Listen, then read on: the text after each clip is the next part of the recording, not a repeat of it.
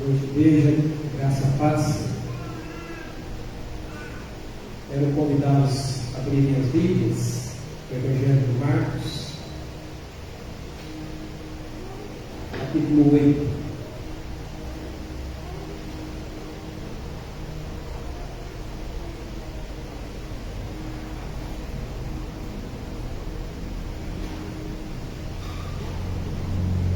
De mensagens que nós temos aqui aprendido com a vida e com o ministério de Jesus. Hoje nós vamos refletir um pouquinho sobre a questão da incredulidade. Marcos capítulo 8, a partir do verso 11, a palavra de Deus diz assim: E saindo os fariseus, puseram-se a discutir com ele, e tentando pediram-lhe um sinal do céu. Jesus, porém, arrancou o íntimo do seu espírito um gemido e disse: O que pede esta geração um sinal? Em verdade vos digo que a esta geração não se lhe dará sinal algum. E deixando-os, tornou a embarcar e foi para o outro lado. Ora, aconteceu que eles se esqueceram de levar pães, e no barco não tinham consigo senão um só. Preveniu-os Jesus, dizendo: Vede, guardai-vos do fermento dos fariseus e do fermento de Herodes. E eles discorriam entre si: É que não temos pão. Jesus, percebendo-o, lhes perguntou: Por que discorreis sobre o não terdes pão? Ainda não consideraste, nem compreendestes? Tendes o coração endurecido? Tendo olhos, não vedes? E tendo ouvidos, não ouvis?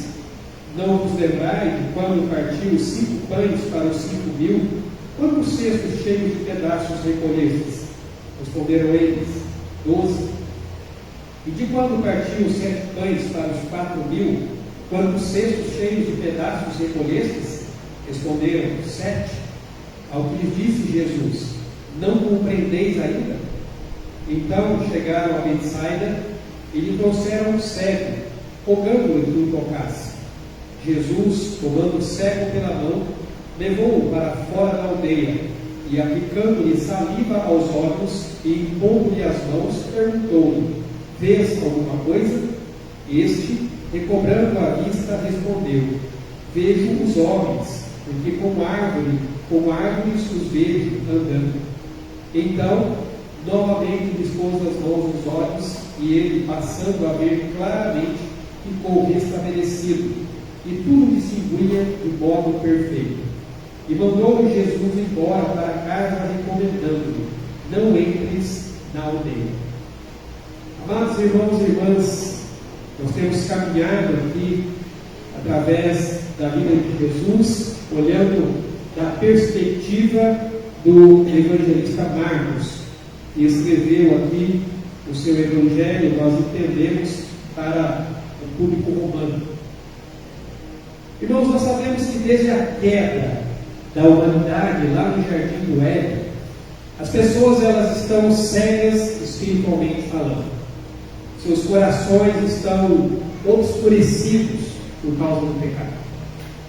E apesar da luz de Deus ter vindo ao mundo, as pessoas ainda preferem amar mais a escuridão do que a luz, que a palavra diz que as suas obras são más.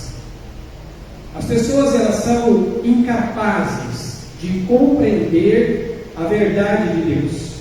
Elas andam, na verdade, tateando pela vida em busca ali de respostas, vagueando em confusão moral e também espiritual. Essa é a situação em que se encontra a humanidade. E nós sabemos que a abertura dos olhos espirituais das pessoas requer uma obra sobrenatural da parte de Deus, para que as pessoas possam enxergar a verdade revelada de Deus. Somente a Deus abrindo-lhes os olhos é que elas poderão ver. O apóstolo Paulo, escrevendo a sua carta aos Coríntios, ele vai dizer: ora, o homem natural não aceita as coisas do Espírito de Deus, porque eles são loucura e não pode entendê-las, porque elas se discernem espiritualmente. O apóstolo Paulo também compara essa abertura de entendimento com a própria obra da criação, em que, aonde havia trevas, Deus criou a luz. Escrevendo ali aos Coríntios, na sua segunda carta, ele diz assim: pois Deus que disse, haja luz na escuridão, é quem brilhou em nosso coração, para que conhecêssemos a glória de Deus na face de Jesus Cristo. Então vejam vocês que tal compreensão da verdade revelada de Deus, ela só pode vir para aqueles que tiveram, como o apóstolo Paulo diz ali na carta aos Efésios, os seus olhos, os olhos de seus corações iluminados. Somente quando Deus abre o entendimento, abre a mente, o coração da pessoa, é que ela vai conseguir compreender a verdade revelada de Deus.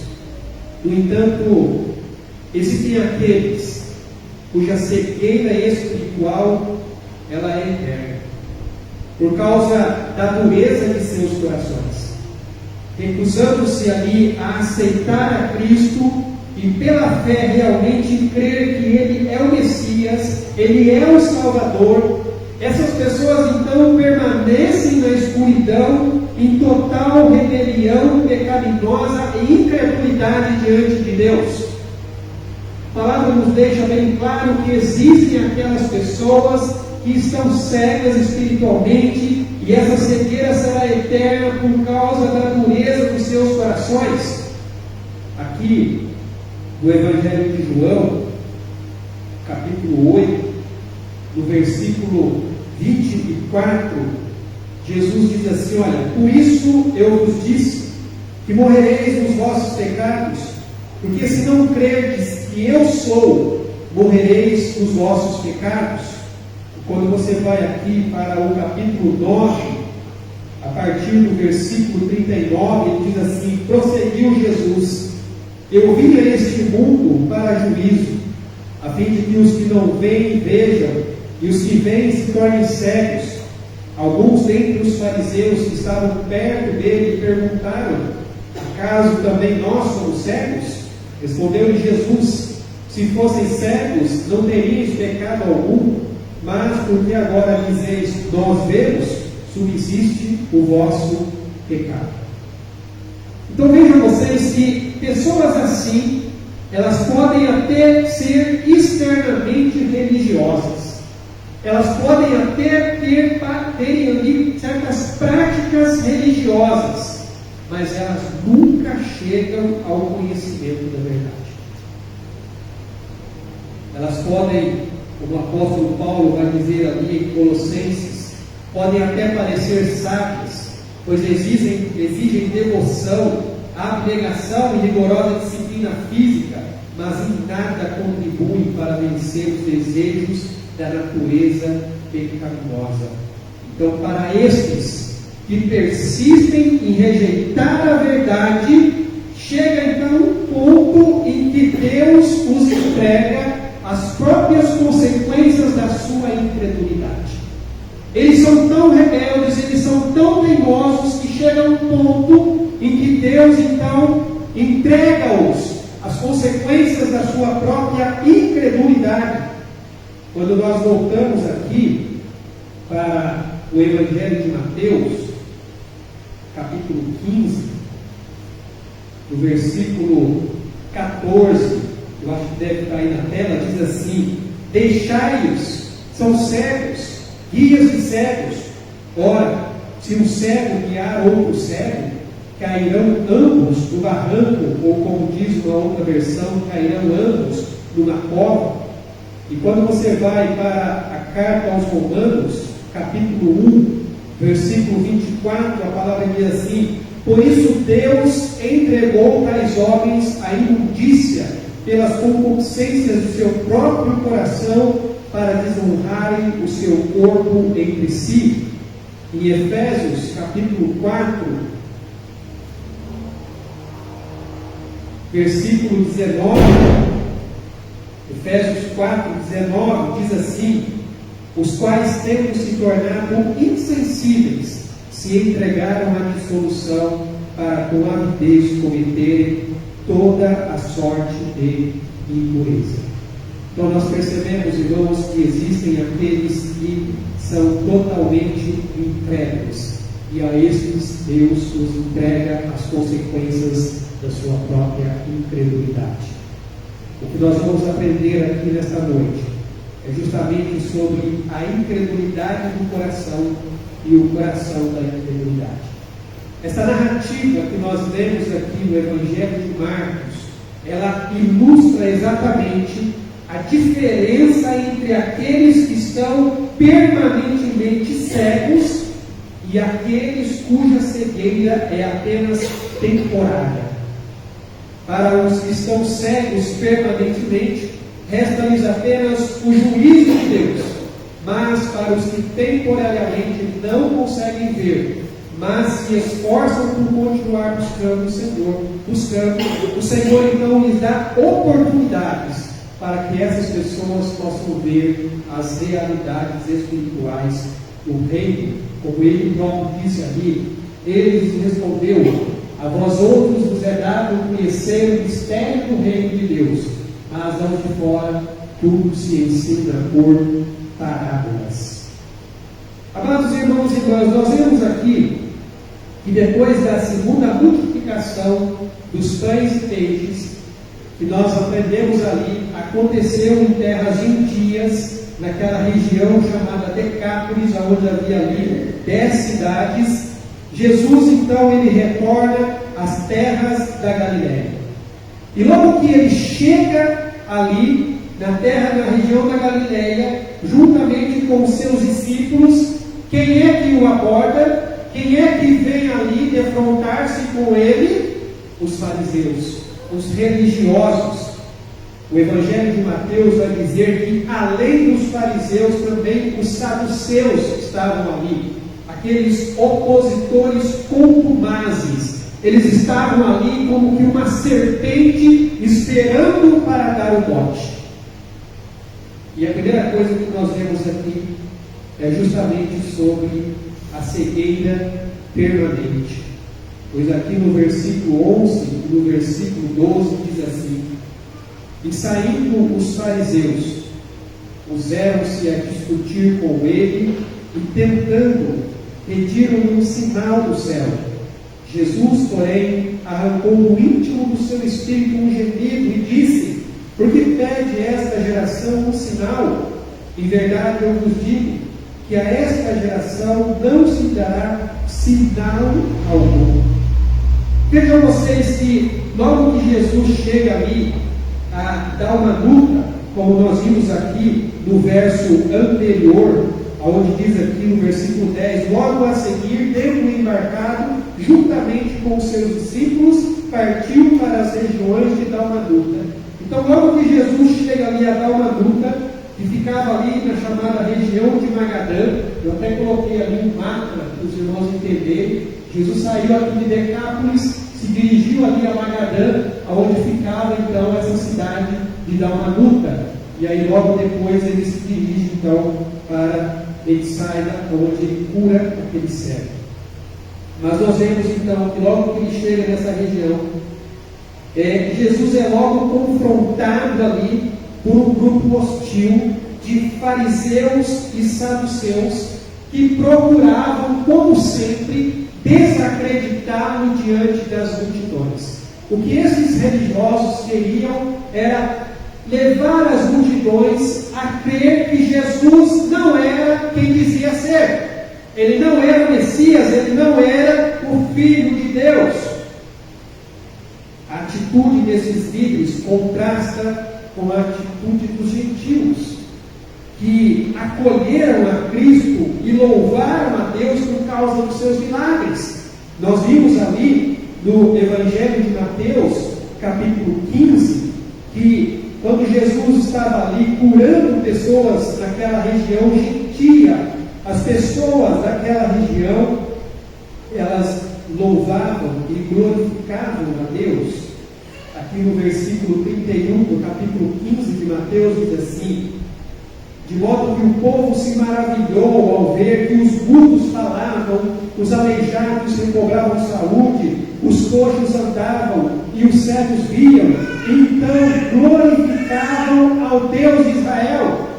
Vejam vocês que um povo gentil, um povo que não pertencia ao povo de Deus, eles estavam louvando a Deus, eles estavam glorificando a Deus, enquanto que o povo que deveria receber a Cristo, principalmente aqueles que se diziam ser conhecedores da lei, o rejeitavam, tentavam desacreditá-lo ali diante da multidão, porque eles estavam mais interessados em buscar provas de que Jesus não era o Messias.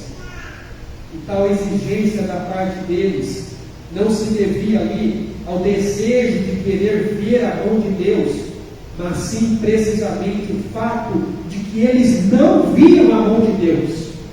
Em cada milagre que Jesus realizou, em cada libertação que Jesus fez, eles não enxergavam a mão de Deus, muito pelo contrário, eles diziam que Jesus estava operando esses milagres pelo poder de Satanás.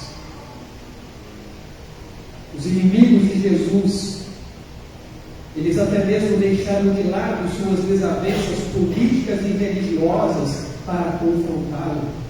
Irmãos, quando a gente começa a estudar um pouquinho sobre o contexto ali da época de Jesus, existiam vários grupos políticos e religiosos. Muitos estavam ali vinculados entre política e religião.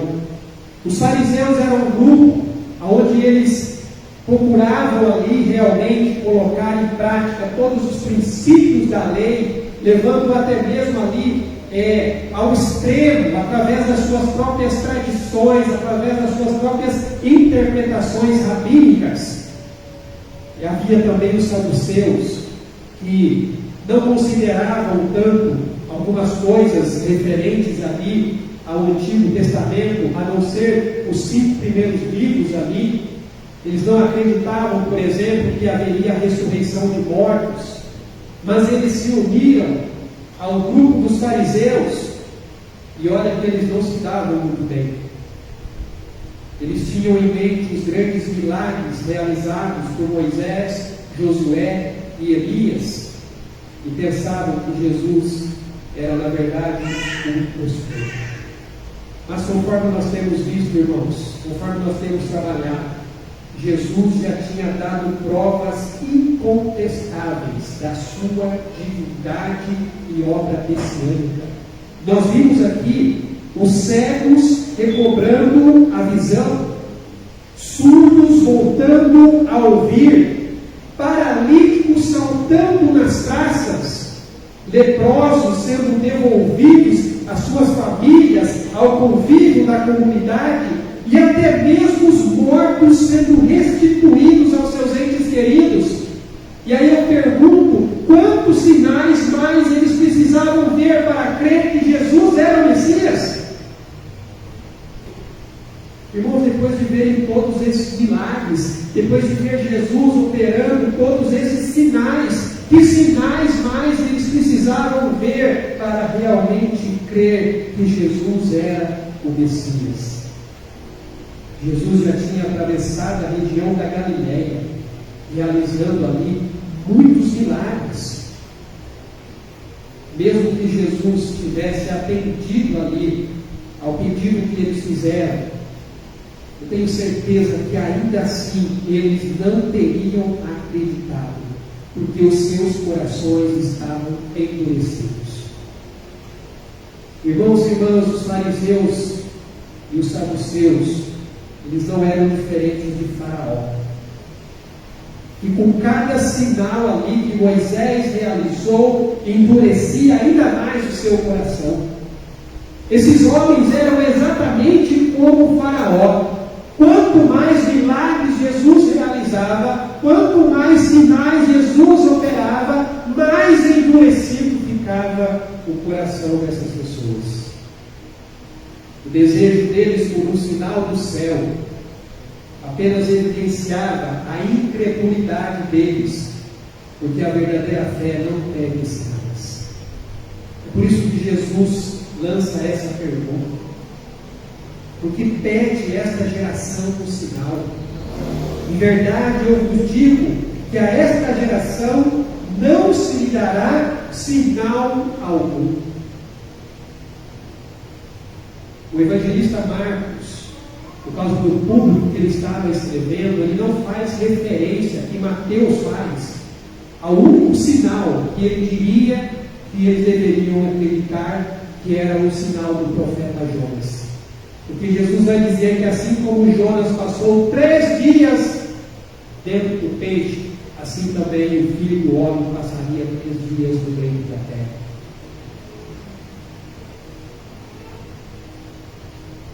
Esses homens tinham um desejo, estava evidenciando a sua incredulidade, porque a verdadeira fé, ela deleita-se em Deus e na palavra de Deus. Ela se satisfaz com o testemunho interno do Espírito Santo.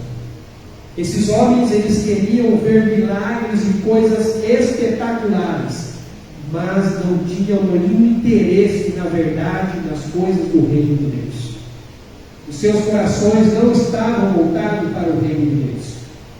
E por conta, então, dessa demonstração de incredulidade, Jesus entristeceu-se profundamente num suspiro de dor e indignação. Irmãos, a palavra diz aqui: Jesus, porém, arrancou do íntimo do seu espírito um gemido. Esse gemido que Jesus tirou do seu íntimo era de dor e indignação. A cegueira voluntária desses líderes religiosos quebrou o coração de Jesus. Interessante que mais tarde o próprio Jesus viria a chorar sobre o povo de Jerusalém. Quando você vai aqui para o Evangelho de Lucas, capítulo 19, no versículo 41 em diante, diz assim: quando ia chegando, vendo a cidade, chorou e dizia: ah, se conheceras por ti mesma, ainda hoje, o que é devido à paz. Mas isso está agora oculto aos teus olhos, pois sobre ti virão dias em que os teus inimigos te cercarão de trincheiras, e por todos os lados te apertarão o cerco, e te arrasarão, e aos teus filhos dentro de ti não deixarão em ti pedra sobre pedra, porque não reconhecestes a oportunidade da tua salvação. E nós temos um homem, irmãos, que teve esse mesmo espírito que Jesus teve com relação às pessoas que não criam. Paulo, escrevendo aqui aos Romanos, no capítulo 9, no versículo 1 em diante, ele diz assim: digo a verdade em Cristo, não minto, testemunhando comigo no Espírito a minha própria consciência, tenho grande tristeza e incessante dor no coração, porque eu mesmo desejaria ser anátema, ou seja, maldito, separado de Cristo, por amor de meus irmãos, meus compatriotas, segundo a carne.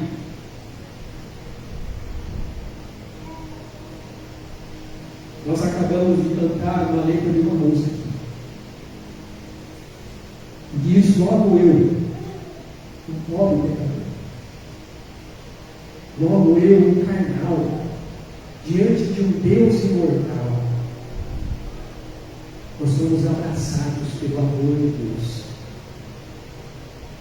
Irmãos, Jesus estava aqui indignado, mas também com o seu coração quebrado.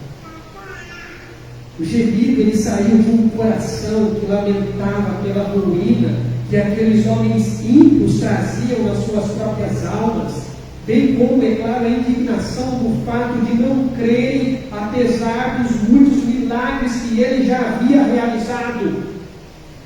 Veja o que o profeta Ezequiel vai dizer: diz-lhes, tão certo como eu vivo, diz o Senhor Deus, não tenho prazer na morte do perverso, mas em que o perverso se converta no seu caminho e viva. Convertei-vos dos vossos maus caminhos, Pois porque a vez de morrer, ó casa de Israel, Deus chama as pessoas ao arrependimento. Irmãos, a palavra é muito clara em dizer que dói no coração de Deus quando uma pessoa não quer crer, não quer se arrepender.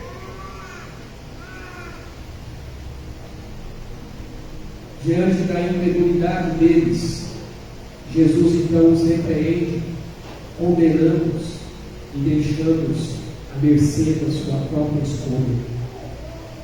Ao serem confrontados com a luz, eles preferiram continuar nas trevas. E Jesus então retira-se dali, não sujeitando-se aos caprichos de seus desejos pecaminosos. Irmãos e irmãs, a trágica realidade é que o mundo inteiro está cheio de pessoas e assim como esses líderes religiosos rejeitam a luz de Cristo. O mundo todo está cheio de pessoas que estão rejeitando a luz de Cristo. Porque a palavra diz claramente que eles amam mais as trevas do pecado. E é por isso que um dia eles serão lançados das trevas do castigo eterno. E com isso, então, Jesus finaliza o seu ministério público na região da Galiléia.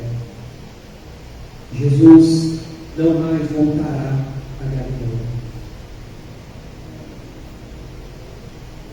Para muitos daquela região, tinha sido dada ampla oportunidade de se arrepender e crer, mas eles assim não fizeram.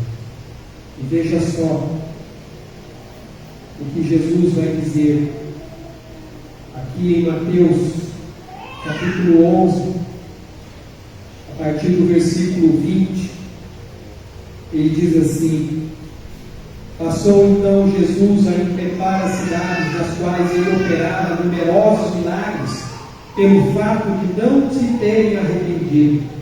Ai de ti, Corazim! Ai de ti, Betsaida! Porque se em Tiro e em Sidom se tivessem operado os milagres que em vós se fizeram, há muito que elas se teriam arrependido com um pano de saco e cinza. E contudo eu vos digo, no dia do juízo haverá menos rigor para Tiro e Sidom do que para vós outros.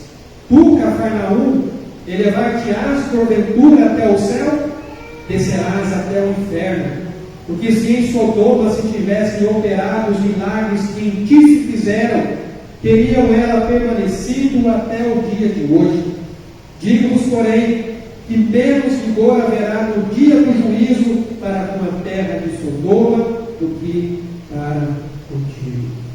Vejam vocês a comparação que Jesus faz, o contraste que Jesus coloca aqui. Irmãos, a cidade de Sodoma e Gomorra, uma cidade totalmente imoral e ímpia, mas Jesus vai dizer que se os milagres que ele havia operado ali tivessem sido realizados lá, aquelas pessoas teriam se convertido.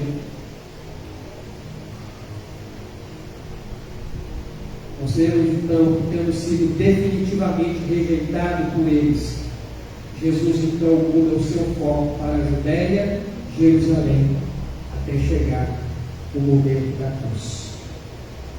Esta é a cegueira permanente. Esses homens não se converteram, esses homens não se arrependeram, e por conta disso foram entregues às consequências de sua própria escolha, a condenação eterna. E é isso que acontece com todos aqueles que rejeitam a Cristo. E é isso que acontece com todos aqueles que não recebem a palavra de Deus no seu coração. São condenados pela sua própria decisão, por não aceitarem arrepender-se e crer em Jesus. Mas nós temos um outro grupo aqui, o grupo de uma cegueira temporária. A partir do versículo 13 em diante, até o versículo 21, nós temos um relato aqui dos discípulos de Jesus E quando estavam ali no barco, eles estavam então falando entre si ali que eles não tinham pão, eles tinham esquecido de levar pão, e Jesus então aproveita mais uma vez a oportunidade para trazer-lhes uma lição. E Jesus vira para eles e diz assim: olha, cuidado com o fermento dos fariseus e o fermento de Herodes. Irmãos, e os discípulos, sem entender, continuaram pensando: deve ser porque a gente esqueceu de trazer o pão. E Jesus vira para eles e diz assim: mas vocês ainda não entenderam? Vocês ainda não conseguem compreender? Quando eu multipliquei pão para 5.000 pessoas, quantos cestos vocês recolheram? E eles responderam: 12. Quando eu multipliquei pão para 4.000 pessoas, quantos cestos vocês recolheram? E eles responderam: 7. Jesus disse: e ainda assim vocês não conseguem entender? E ainda assim vocês não conseguem compreender? Irmãos, Marcos inclui esta história para ressaltar o fracasso dos 12 para entender, e possivelmente também para mostrar-lhe os perigos das influências de doutrinas contrárias à palavra de Cristo. Porque apesar de eles estarem com Jesus já há algum tempo, havia ali momentos em que os discípulos não conseguiam entender as coisas que Jesus ensinou. Mas ao contrário daqueles homens, ao contrário daqueles líderes religiosos, eles pelo menos estavam dispostos a aprender e a crer. Quando nós vamos aqui para o Evangelho de João, no capítulo 6, quando Jesus, na primeira multiplicação ali, ele fala sobre o pão da vida, e muitos então resolvem abandoná-lo. Veja só o que diz aqui, João capítulo 6, verso 66. À vista disso, muitos dos seus discípulos o abandonaram e já não andavam com ele. Então perguntou Jesus aos 12: porventura quereis também vós outros retirar-vos? Veja a resposta de Simão Pedro: Senhor, para quem iremos? Tu tens as palavras da vida eterna, e nós temos crido e conhecido que tu és o Santo de Deus. Apesar desses homens capengarem na sua fé, apesar desses homens por muitas vezes falharem e fracassarem na sua caminhada, mas pelo menos eles tinham um coração disposto a aprender e um coração disposto a crer. Apesar de eles terem caminhado por muito tempo com Jesus, seus pensamentos ainda operavam no nível material, natural. Jesus ele ensina que o fermento dos fariseus, que é a justiça própria e o formalismo religioso, e eu incluo aqui que o fermento dos saduceus, que é o ceticismo, e o de Herodes, que é o mundanismo, são a principal causa de cegueira espiritual. Qual é a causa de cegueira espiritual na vida das pessoas? Justiça própria, formalismo religioso, ceticismo e mundanismo. Todos aqueles que têm os seus olhos voltados para isso e são influenciados por isso, muitas vezes deixam de crer. A Bíblia, ela traz o fermento como um símbolo do mal. E o mal, como fermento, também fica escondido, mas ele espalha-se e contamina o todo. Você usa o fermento para fazer a massa crescer, para fazer a massa aumentar. Da mesma forma é o mal na vida da pessoa, é como um fermento. Você não consegue vê-lo ali, mas ele está presente. E quando você menos percebe, ele está te contaminando. Paulo, escrevendo a sua carta aos Gálatas, vai dizer: um pouco de fermento leveda toda a massa. E a Bíblia muitas vezes usa o fermento como figura de falsa doutrina. A Bíblia usa o como fermento, como infiltração do pecado dentro da igreja, como figura da hipocrisia. Irmãos, os discípulos, eles pareciam ignorantes, eles pareciam lerdos para crer e cegos para ver. E veja você que, embora a cruz já estivesse a menos de 1 ano de distância, nós temos aprendido aqui que Jesus está agora caminhando ali para o fim do seu ministério. E apesar da cruz estar a menos de 1 ano de distância, os seguidores de Jesus ainda estavam mais preocupados com as realidades físicas do que com as verdades espirituais. Depois de terem andado com Jesus por praticamente 2 anos e meio, vendo o sobrenatural de Deus, ainda assim eles estavam preocupados com as coisas materiais, com as coisas desse mundo.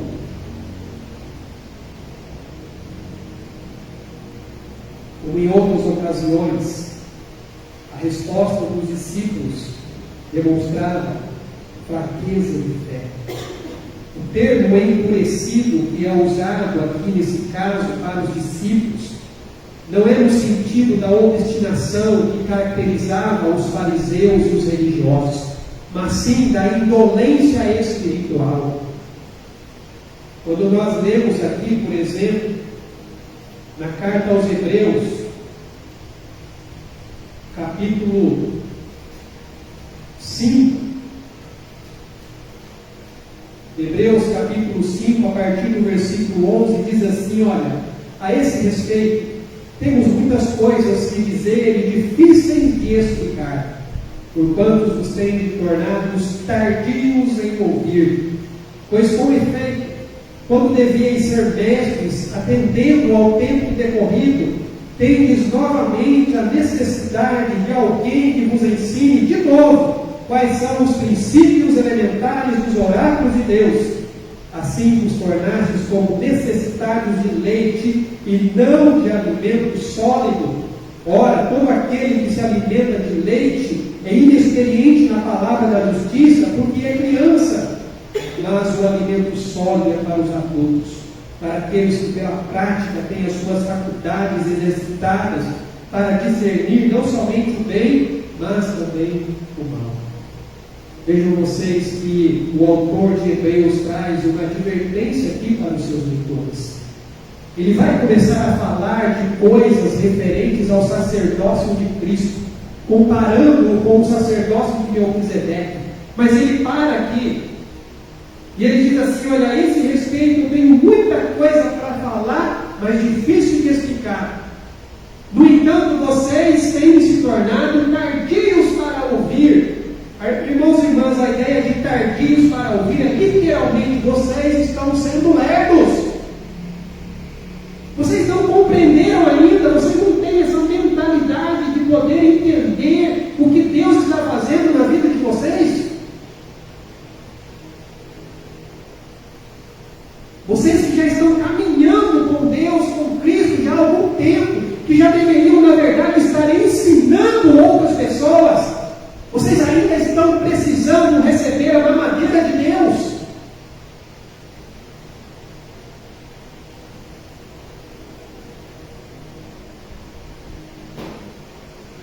A última coisa que os discípulos precisavam era se preocupar aonde comprar comida.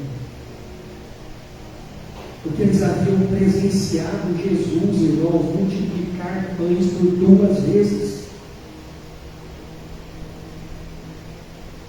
Em 2 ocasiões eles tinham testemunhado Jesus milagrosamente criar refeição para milhares de pessoas, e eles estavam ali preocupados com de onde vamos tirar pão.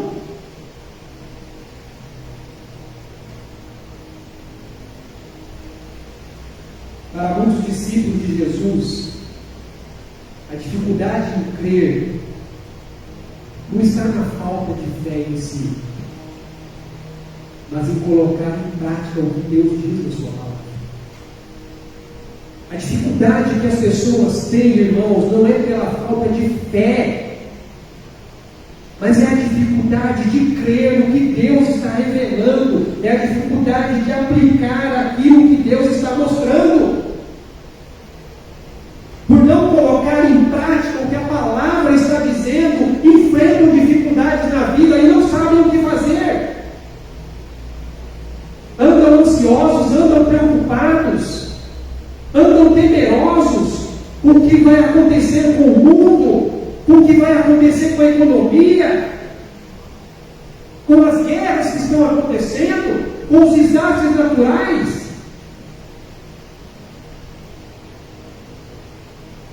Para muitos não falta fé. O que falta é realmente começar a aplicar a palavra de Deus à sua vida e ao seu coração. É você realmente começar a crer de tal forma que você começa a olhar para a palavra de Deus e dizer: eu não temerei o Senhor, eu não temerei o mal, porque o Senhor está comigo. É fazer como o profeta Abacuque: ainda que a figueira não floresça, não haja fruto na vide, não haja gado no curral, ainda assim eu continuarei confiando no meu Deus.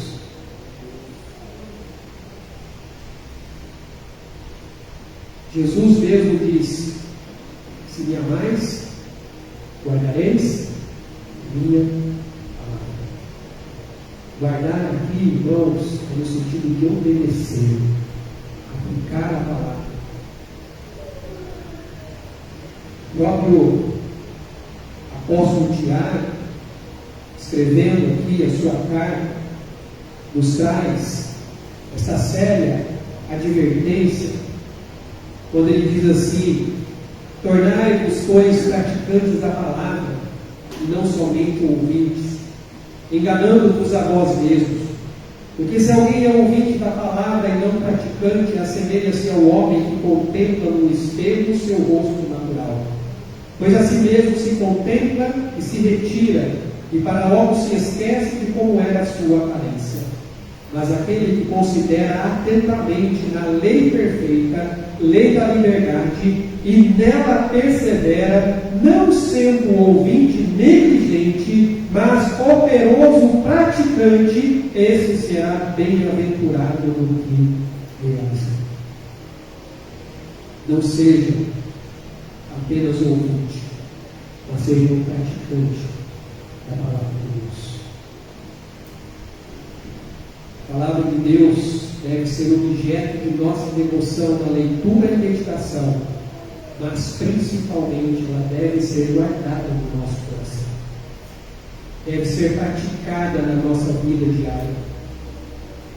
Mas apesar da dificuldade dos discípulos, Jesus aqui, graciosamente, mas com firmeza, move-os em direção à verdade de Deus.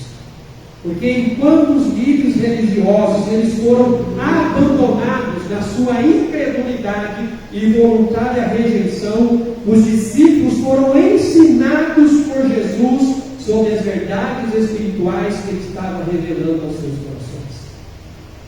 Vejam vocês que para aqueles líderes que tinham seus corações endurecidos, Jesus então os deixa à mercê da sua própria escolha. Mas aos discípulos, apesar da fraqueza de fé, eles ainda têm a oportunidade de continuar aprendendo com a vida e o ministério de Jesus. E olha só que interessante, irmãos, porque aqui vem a parte prática do ensino de Cristo.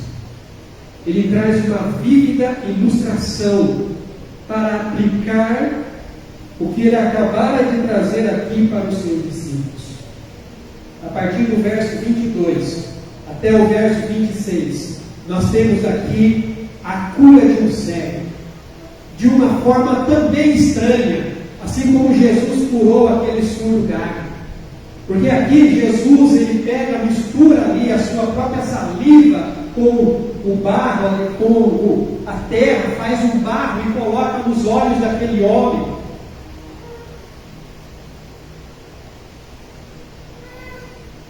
Nós temos que entender que a cegueira espiritual ela não é menos real nem menos trágica que a cegueira física.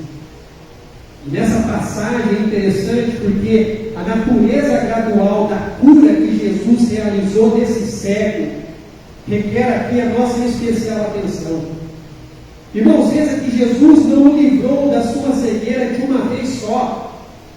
Ele poderia fazer isso com toda certeza, ele já tinha curado outros cegos.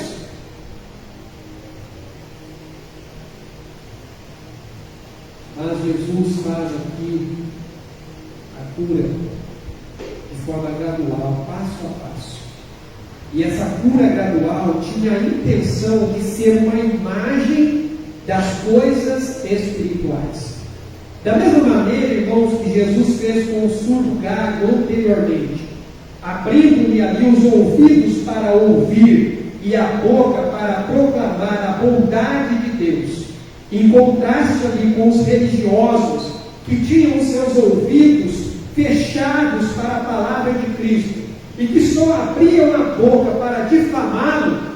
Da mesma forma, Jesus vai mostrar através desse cego que, por mais difícil que seja para um cego ver, mas se houver disposição e houver fé, o milagre vai acontecer. Por mais difícil que seja para a pessoa realmente enxergar a verdade, mas se tiver ali uma disposição, se tiver ali um mínimo de fé, o milagre acontece. Porque na verdade todos nós nos mostramos naturalmente cegos e ignorantes nas questões relativas às nossas almas. Irmãos e irmãs, a conversão consiste numa iluminação. Consiste aqui numa mudança das trevas para a luz. Consiste na mudança da cegueira para a visão do reino de Deus. Como a própria palavra diz, Ele nos tirou do poder das trevas e nos transportou para o reino do Filho do seu amor. Para muitos que se convertem, sua mente mostra-se ofuscada e desacostumada com esse novo mundo no qual são introduzidos. E somente com a atuação do Espírito Santo, que se aprofunda ali com a experiência dessas pessoas, em alguma medida elas amadurecem e passam então a se tornar capazes de ver as coisas com maior clareza e dar a cada aspecto da religião cristã o seu devido lugar. O que Jesus quis mostrar com a cura gradual desse cego é exatamente o que acontece com a conversão de uma pessoa. Muitas vezes ela se converte, ela não tem um entendimento completo, a sua mente ainda está se acostumando com as coisas do reino de Deus, ela ainda não está enxergando claramente o que está à sua frente. Mas à medida que ela vai se aprofundando, à medida que ela vai caminhando, à medida que ela vai ali tendo intimidade com Deus, e o Deus da palavra, os olhos vão se abrindo, e ela passa a ter um entendimento. Isso só acontece por causa do Espírito Santo que ilumina o seu coração. Então não é por acaso que a cura de um homem fisicamente cego, seguido aqui imediatamente a demonstração de cegueira espiritual permanente dos líderes religiosos e a cegueira espiritual temporária dos discípulos, é colocada aqui. Não foi por acaso que Marcos resolveu colocar o relato da cura desse cego logo após esse embate de Jesus com os fariseus cegos permanentemente e com os discípulos cegos provisoriamente. Há uma lição a ser aprendida aqui. Este milagre serviu para ilustrar aos discípulos que a compreensão da verdade espiritual tinha sido irremediavelmente embaçada por séculos de tradição rabínica e hipocrisia religiosa. Da mesma forma que aquele homem começou a dizer: olha, eu estou enxergando mais ou menos, eu vejo uns vultos aqui na minha frente. É como se Jesus estivesse ensinando exatamente isso. Olha, as pessoas estão cegas por causa dessas tradições, as pessoas não enxergam direito por causa dessa hipocrisia, desse povo que diz temer o meu nome. É por isso que elas enxergam as coisas assim embaçadas.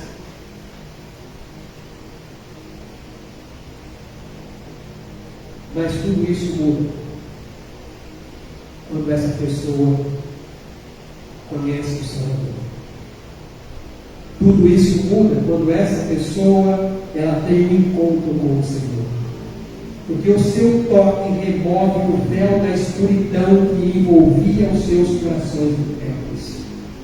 Vejam vocês aqui que o texto vai dizer: então novamente lhes pôs as mãos nos olhos, e ele, passando a ver claramente, ficou restabelecido e tudo distinguia de modo perfeito. O que Marcos está trazendo aqui é que a lei, ela estava embotada ali, as pessoas enxergavam, mas de uma forma distorcida. Veio Cristo, e através do Espírito Santo, Ele abre o seu entendimento, Ele abre o seu coração para que você possa compreender a palavra de Deus. Novamente aqui, Paulo escrevendo a segunda carta aos Coríntios, capítulo 3, no versículo 13 e 14, diz assim: e não somos como Moisés, que punha véu sobre a face para que os filhos de Israel não atentassem na terminação do que se desvanecia, mas os sentidos deles se embotaram. Pois até o dia de hoje, quando fazem a leitura da antiga aliança, o mesmo véu permanece, não lhes sendo revelado que em Cristo é removido. Quando a pessoa tem encontro com Jesus, o véu é removido. Ela passa a enxergar com clareza a verdade da palavra de Deus.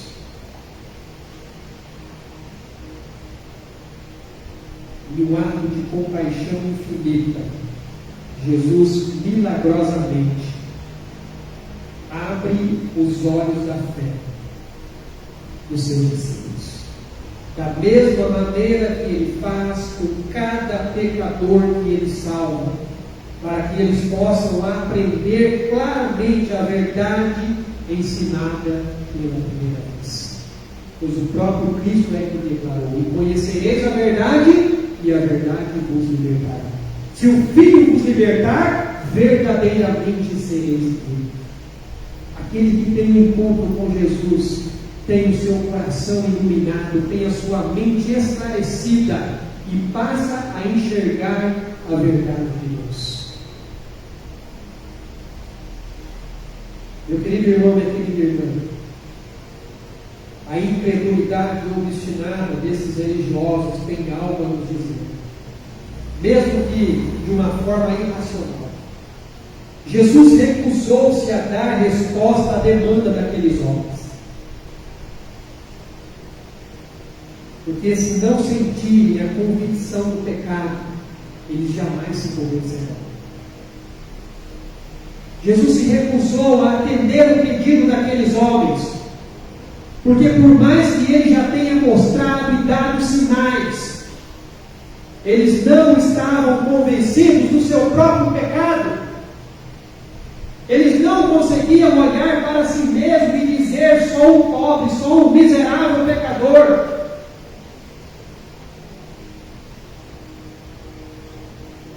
Infelizmente, são muitos os que se destroem a si mesmos, e até mesmo os demais, por causa da sua incredulidade perversa e obcecada, e por causa da sua inimizade com o Evangelho. Se nos esquecermos das obras de Deus e não confiarmos em Deus, nós seremos repreendidos severamente, assim como Jesus repreendeu os seus discípulos. Se você ainda não confia plenamente no Senhor, se você ainda está com seus olhos embotados como o daquele cego, não está conseguindo enxergar a verdade de Deus na situação em que você está vivendo nesse momento, saiba que Deus traz uma severa repreensão.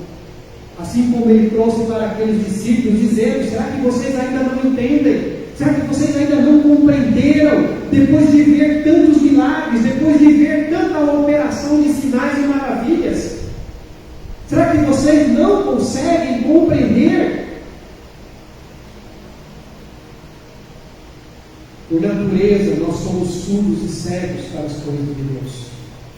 Como eu disse lá no início, desde a queda do homem lá no Éden, eles estão cegos espiritualmente. Nossos corações estão endurecidos, até que o Espírito Santo abra os nossos olhos e ouvidos para a verdade de Deus. Porque a palavra diz que é o Espírito quem convence do pecado, da justiça e do juízo de Deus. E numa conversa que Jesus teve com Nicodemos, ele disse: a isto respondeu Jesus: em verdade eu te digo, que se alguém não nascer de novo, não pode ver o reino de Deus. E depois ele vai repetir que se alguém não nascer de novo, não pode entrar no reino de Deus. A palavra diz lá em Efésios que nós estávamos mortos em nossos delitos e pecados, mas Ele nos deu vida. Por isso eu até coloquei aqui, irmão, se você reparou bem, olha só como é que está o coração antes. Morto. É assim que está o coração de muitas pessoas. Você vai no hospital, você vê aquela máquina lá fazendo... A maioria das pessoas que estão aí fora, se você colocar uma máquina espiritual dessa, se é que existe uma máquina assim, se existisse, nós poderíamos identificar como está o coração da pessoa. Está desse jeito. Mas quando ela tem um encontro com Cristo através do Espírito Santo, veja o que acontece. A vida, a ressurreição, há um novo nascimento. Por isso que todos nós precisamos nos examinar à luz da palavra de Deus, para ter a certeza de que o fermento da religiosidade, a incredulidade dos séculos e os prazeres do mundo não estão trabalhando em nós, nos cegando para a luz e nos fazendo surdos para a palavra de Deus. Todos os dias, meu irmão e minha irmã, a gente tem que examinar o nosso coração, para não ser contaminado pelo fermento dos fariseus, a justiça própria, a hipocrisia religiosa, para não ser contaminado pela incredulidade dos céticos, e para não sermos contaminados com os prazeres que esse mundo tem a nos oferecer. Porque senão nós ficaremos cegos. Porque senão nós ficaremos surdos àquilo que Deus tem falado ao nosso coração. Que não sejamos assim, mas que tenhamos os nossos ouvidos abertos e olhos atentos àquilo que Deus tem trazido para o nosso coração. Vamos orar? Ó Pai, muito obrigado, meu Deus, pela tua palavra. Palavra bendita, ó Deus, que vem de encontro ao nosso coração, revelando a tua verdade. Nós, ó Deus, que éramos cegos, estávamos com os nossos corações endurecidos, mas o Senhor, através do teu Espírito Santo, iluminou o nosso entendimento para compreender a verdade revelada no Senhor. Obrigado, Pai. Obrigado porque isso é a graça do Senhor. A graça, ó Pai, que aonde abunda o pecado, ela se faz ainda mais presente, se revelando ao homem pecador. Enquanto esse, ó Pai, se volta para o Senhor está ali trabalhando no seu coração. Nos ajuda, Pai, que não nos deixemos ser levados como aqueles homens foram, pela sua própria justiça, pela sua incredulidade, pelos seus prazeres, mas que estejamos sempre, ó Deus, com os nossos ouvidos atentos e olhos abertos para a revelação que o Senhor tem trazido para as nossas vidas. Nós cantamos aqui, logo eu, o Senhor se manifestou, o Senhor se revelou, abrindo o nosso entendimento para entender e compreender a palavra revelada do Senhor. Por isso eu peço a Deus que o Senhor abra o coração de cada um, ó Deus, aqui nesta noite. Aqueles que estão nos acompanhando, que possivelmente irão assistir, ó Deus, a este vídeo através da internet. Que o Teu Espírito também trabalhe nesses corações, tocando nas suas vidas, abrindo o seu entendimento, para que eles possam compreender e entender a vontade do Senhor. Uma oração agradecida no nome santo de Jesus. Amém. Amém, meus irmãos. Eu quero só passar aqui rapidamente os avisos.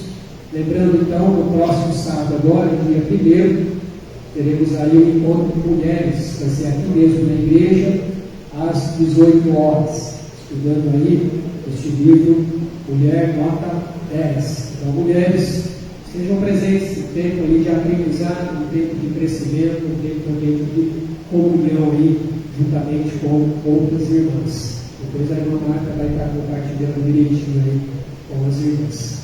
E também lembrando, irmãos, que a partir do próximo domingo nós também vamos iniciar a nossa classe de membresia, que vai acontecer aqui na igreja às 9 horas da manhã. A ideia, irmãos, é a gente fazer realmente um aprendizado um pouco extensivo, mas intenso também. Então nós pegaremos ali um período um pouco maior, mas também com um pequeno intervalo ali, com um cafezinho, talvez ali com alguma coisa que a gente possa ter uns 10 minutinhos também. E o que nós vamos aprender, irmãos, nessas lições, serão 7 lições que nós estaremos estudando. Então estão aqui, lição número 1, alcançando a salvação. Lição número 2, necessidade de arrependimento, a importância da fé, aspectos da salvação, segurança da salvação, evidências da segurança da salvação e o batismo e a ceia, as duas ordenanças que Jesus nos deixou. Então, embora o estudo esteja sendo direcionado para as pessoas que estão chegando e que estão aí começando a sua caminhada com Cristo, têm interesse também de se tornarem membros da nossa igreja, querem conhecer um pouquinho da doutrina da nossa igreja, isso também serve para você que já é membro dessa igreja, para quem sabe relembrar e trazer à memória aprendizados aí que vão com certeza fortalecer ainda mais a sua fé em Cristo Jesus.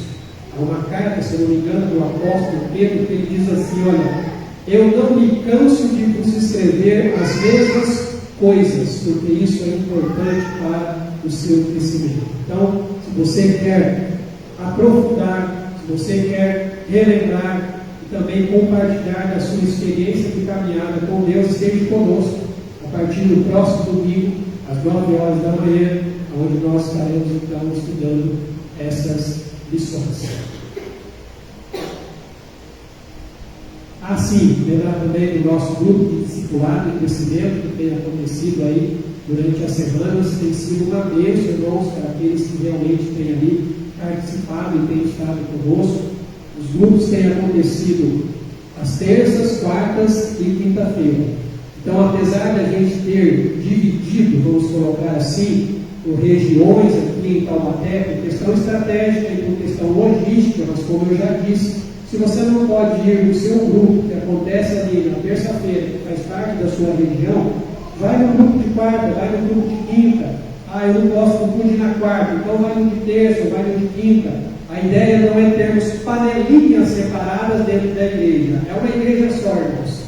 acontecendo dentro de um contexto diferente, em lares que estão abrindo as portas aí para nos receber. E é a oportunidade que você tem também de interagir juntamente com outros irmãos. Porque o estudo que é passado em cada um desses grupos é o mesmo.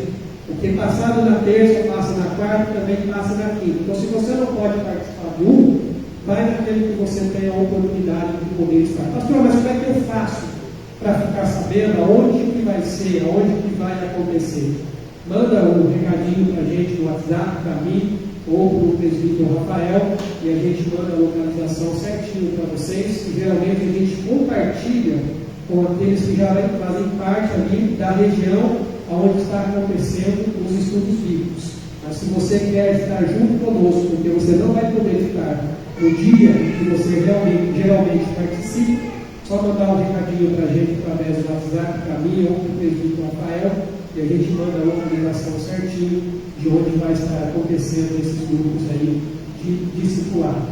E lembrando também dos nossos podcasts, toda quarta-feira, às 15 horas, a gente tem disponibilizado ali no canal das 7 do YouTube, são breves mensagens, no máximo ali 10 minutos, são áudios, na verdade, gravados, onde a gente tem compartilhado ali a palavra de Deus, falando um pouquinho também sobre o Evangelho de Cristo. Então, aproveite, acesse ali, como eu sempre coloquei ali, sempre tem uma palavra de bênção para a sua vida, e nos ajude, irmão, sendo aí um divulgador dessa obra através dos meios sociais. Então, se você tem os seus contatos, aproveita, acessa lá, compartilha com os seus contatos, é uma forma de você também estar aí evangelizando a palavra de Deus. Pastor, onde é que eu entro? É só você acessar ali o YouTube e colocar lá ICE Taubaté TV, e você vai ser direcionado para o canal então da igreja, e aí você nos ajuda compartilhando lá nos seus contatos. E se você não é inscrito, inscreva-se no canal e nos ajude aí também a ampliar o nosso campo ali de disseminação da palavra de Deus através desses meios sociais que Deus tem nos proporcionado. Bom, vamos nos colocar de pé, vamos orar e agradecer ao Senhor por esse tempo que Ele tem nos concedido aqui pela graça e pela misericórdia dele. Papai, eu te louvo, Senhor, e te agradeço mais uma vez pela oportunidade e o privilégio que o Senhor nos dá. Muito obrigado, Deus, pelo tempo que nós passamos aqui.